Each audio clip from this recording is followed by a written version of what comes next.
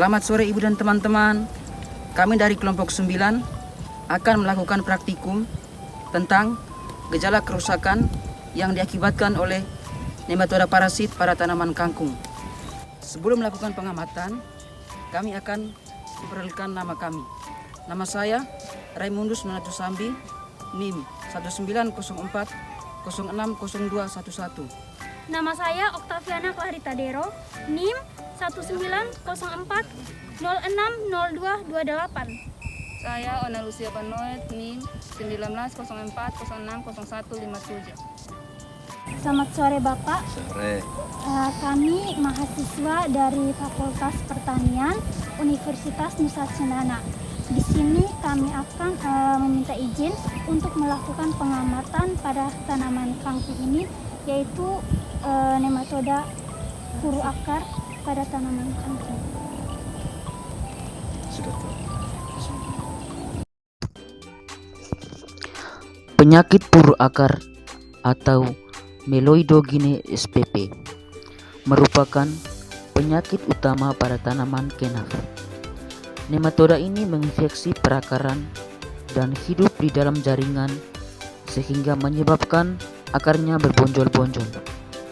Tanaman yang terserang biasanya tidak dapat tumbuh normal atau kerdil atau mengalami kelayuan karena sistem perakarannya terganggu.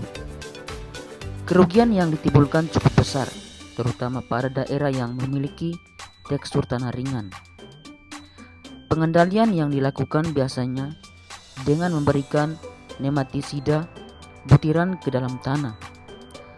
Alternatif pengendalian yang prospektif dan alami adalah dengan menggunakan agen hayati.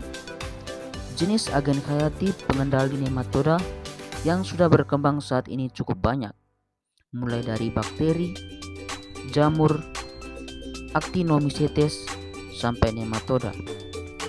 Aplikasi dan produksi massal untuk skala komersial masih merupakan tantangan yang harus dipecahkan. Selanjutnya, cabut tanaman yang menunjukkan gejala kerusakan oleh nematoda. Pada tahap ini, tanaman kangkung yang dicabut tadi dibersihkan di air mengalir dengan penuh hati-hati, khususnya pada bagian akar, agar dapat diamati apakah terdapat gejala atau akar yang rusak, akar bercabang banyak, serta gejala kerusakan lainnya yang terdapat di bawah tanah.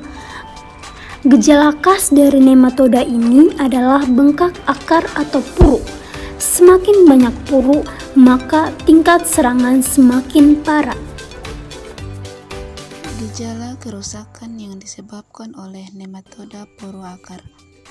Gejala khas dari nematoda adalah bengkak akar atau puru. Puru akar tersebut terbentuk karena terjadinya pembelahan sel-sel raksasa pada jaringan tanaman.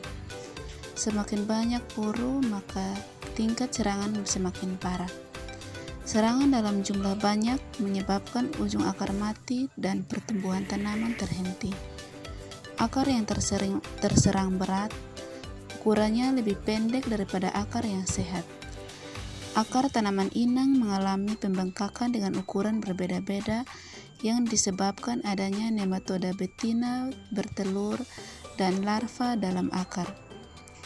Apabila tanaman terserang oleh nematoda, sistem perakaran yang normal akan berkurang dan menyebabkan jaringan berkas pengangkut mengalami gangguan akibat tanaman mudah layu, khususnya dalam keadaan kering, dan tanaman sering menjadi kerdil, pertumbuhan terhambat, dan mengalami klorosis.